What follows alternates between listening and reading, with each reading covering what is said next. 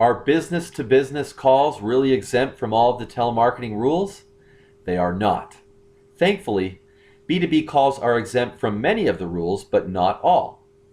What do business-to-business telemarketers need to know? Well, first, if their calls are truly to business telephone lines and are truly offering a product to the business itself and not the individual employees, meaning it's not a consumer product, then you're going to be exempt from the national do not call list and probably most or all state do not call lists.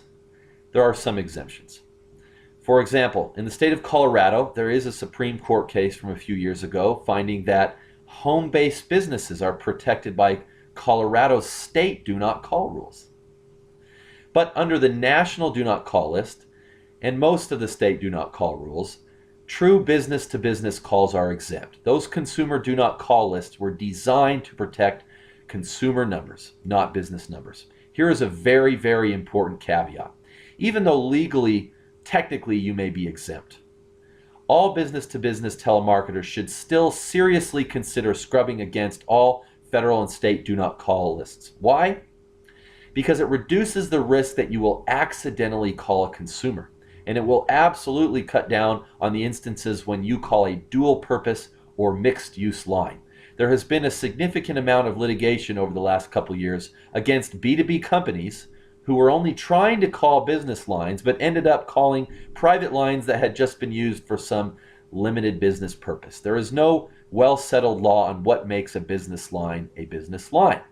The debate is this: does the way the line is used make it a business line? Or if the line is owned by an individual rather than a corporate entity, does that control? We don't know yet. What about the dialer rules?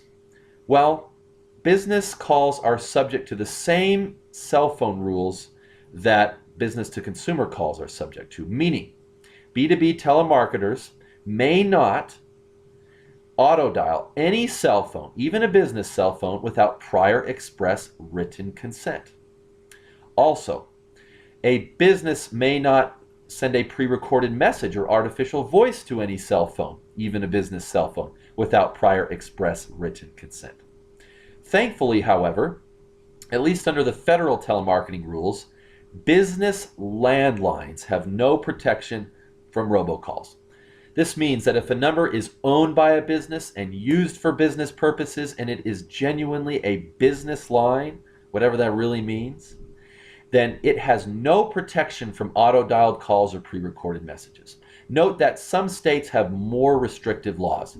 Washington State, for example, has a local robocall ban that applies even to business landlines.